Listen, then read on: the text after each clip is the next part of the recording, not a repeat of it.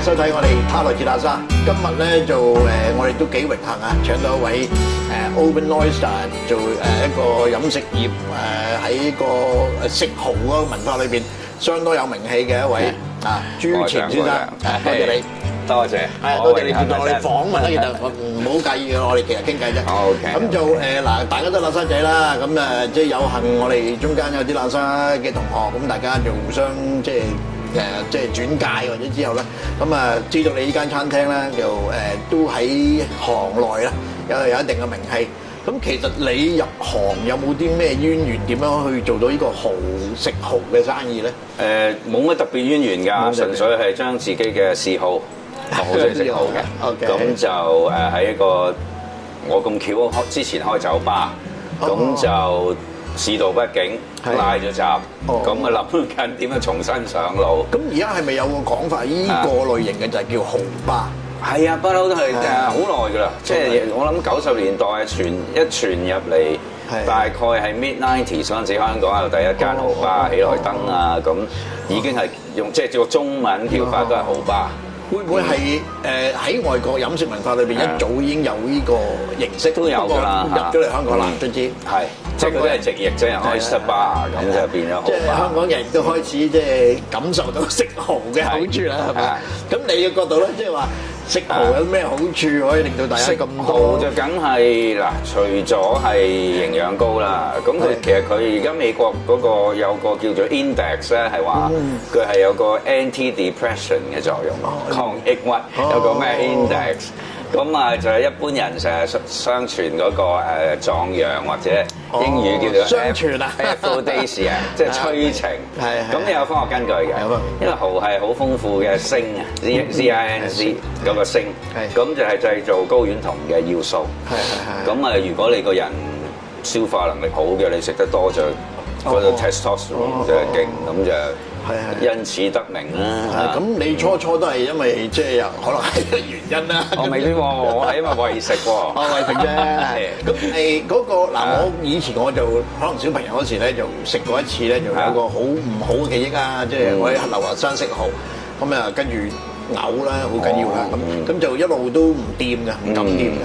咁直至最近即係有再重新嘗試咧，就發覺都真係一個好美味嘅食物啦咁。咁你自己覺得食蠔係咪有一啲特定嘅一個可能係個文化，或者係有啲技巧，或者甚至乎係一啲即係有啲即係要注意嘅地方啊？可以都有啲可以值得提出嚟大家分享下嘅。咁就我見市面上都好多嗰啲 foodies 啊，咁教人食蠔咧，其實都唔係好跟嗰個所謂禮儀嘅。咁整體嚟講咧，通常我哋見啲人即係識食蠔嗰啲咧，就唔應該攞個叉咁撩隻蠔，然後擺落個口度嘅。咁就外國人食蠔，所謂識食嗰啲咧，通常就直咁 slurp， 因為佢嘅英文叫個 verb 叫 slurp， 咁就好似飲杯嘢咁成隻倒落去。咁依樣嘢引申到咧，就其實又可以講下就歐洲同埋講英語國家嗰個開蠔嗰個serve 蠔嗰個 practice。咁咧，我哋公司嘅跟法國開發嘅，咁咧就係唔切下邊嗰度，咁所以有啲 tricky 嘅。如果你嗱，咁講翻另外一邊咧，就係英國、美國、澳洲咧，佢哋開完蠔咧，就幫你切晒、甩晒，咁你就可以喺個碟嗰度就一攞起，好似我頭先講咁食。咁但係個短處咧就係你可以欺騙個客嘅，你可以擺隻你頭先講流浮山肉落去。咁呢個係第一點啦。第二點就係如果你用呢個方法咧，你就唔知道隻蠔生定死嘅。咁我哋成日去開蠔吧嗰啲人都好多都知，就係你攞個檸檬咁擠啲檸檬落去咧。嗰隻蠔如果係好生猛嘅咧，你會見到佢個裙邊收一收熟嘅。咁就如果你用頭先講美國嗰邊咁樣開法咧，係方便，但係你就冇咗，你可能俾人呃。同埋你可唔知嗰隻蠔係咪生？咁如果係咧就，但係如果你喺我度食咧，我係跟法式㗎嘛，咁就係你要自己略為動手，自己切甩咗下邊嗰個我哋香港人中意叫做大指位，切自己要動手切一切佢，然後先可以咁樣。咁你即係話接觸蠔呢個飲食文化之外，令到你覺得啊，我都值得去做呢個生意？咁係其實有啲咩 trigger 到你啊？哦，主要就係睇到個競爭唔係太多。咁同埋我嘅第一身經驗就係話咁我就出去其他蠔包度食啦。咁其他蠔包香港嚟講就係佢蠔又有一套好既定嘅 mark up 啦。咁因為佢係嗰啲叫咩？perishable 啊嘛，即係好，咁佢再嗰利潤嘢都拉到好高嘅。咁你飲杯酒，佢又 mark up 到都頗多。咁啊食一餐咧都幾傷荷包。咁我就諗到一個辦法咧，就係話好類似bundle sales。咁我就將啲蠔咧就當好似超級市場嗰啲 loss leader 咁。我啲蠔咧就有兩個價錢嘅。一個就正常價，就係其他競爭對手 mark 幾多啦。另外一個咧，我就叫佢做 wine lovers discount，即係7。咁其實計起上嚟就7折。咁每位客人如果幫襯我飲2杯餐酒，咁喺我角度嚟講好容易啫。咁咧就可以享用嗰個 wine lovers discount，就即係話你食20隻、30隻。因為我之前我其實可以食好多隻嘅，如果我出去食，但係睇住個荷包，哇！咁如果我就覺得呢個方法應該吸引到好多又中意飲酒又中意食蠔嘅人嚟，咁啊搏一搏啦，咁啊都 OK， 好快已經幾好反應啊！咁你開始就係話由一個中意食蠔嘅人，咁就開始接觸蠔，咁嗰個知識係邊度嚟啊？哦，嗰個知識主要咧，我以前做酒吧㗎，咁就有個熟客。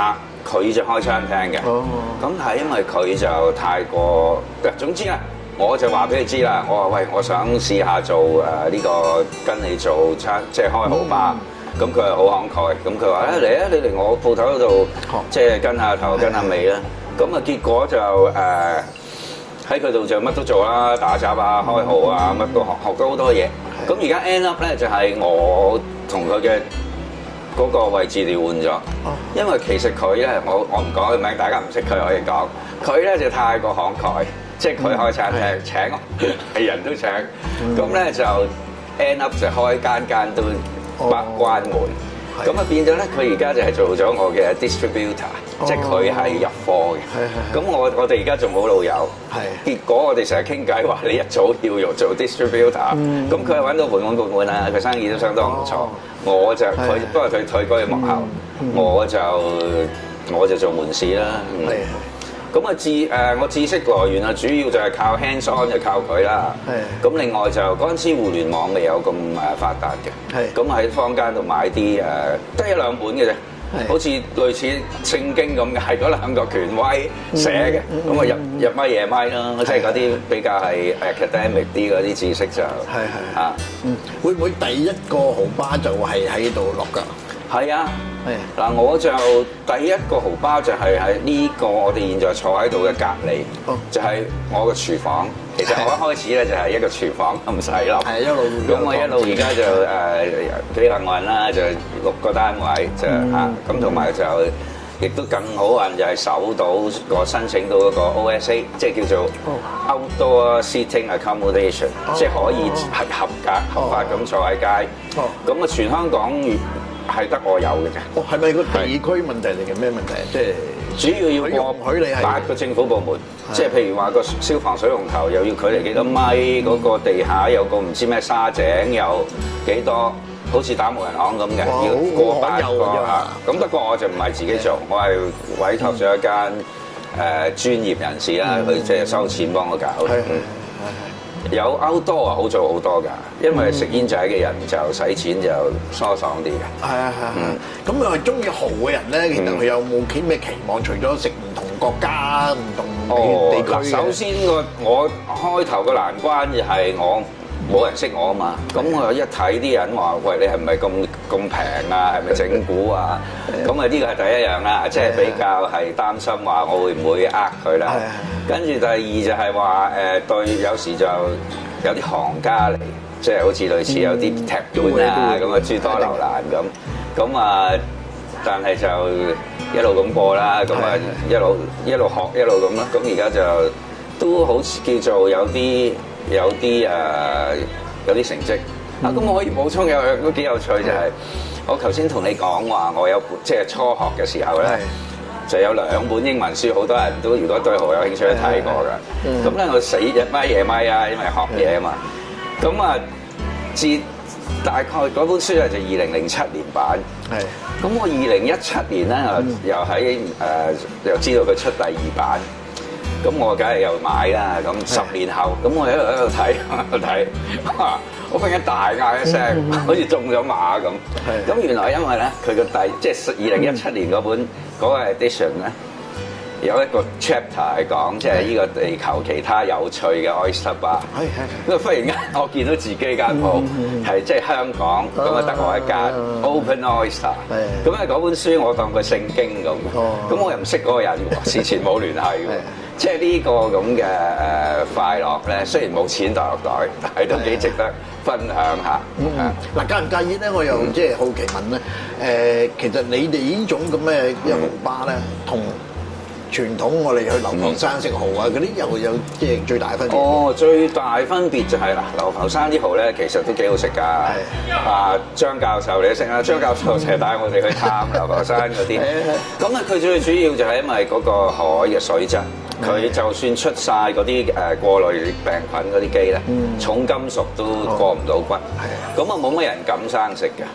咁啊蠔巴裏邊咧，香港咧就係全世界最幸運嘅，因為咧因為我哋冇本土蠔啊嘛，冇生蠔，咁我哋咧就所有嘢都要係喺外來 import 嘅。咁加埋我哋政府咧嗰啲規矩咧好鬆嘅，唔會好似譬如澳洲咁，你又唔俾美國嘢入，因為蠔係佢有生命㗎嘛。例如講澳洲咁，佢好本土，保護本土嘅生態。你如果入隻咩法國蠔，食唔晒抌咗落海，佢半年後可能即係開始散葉㗎嘛。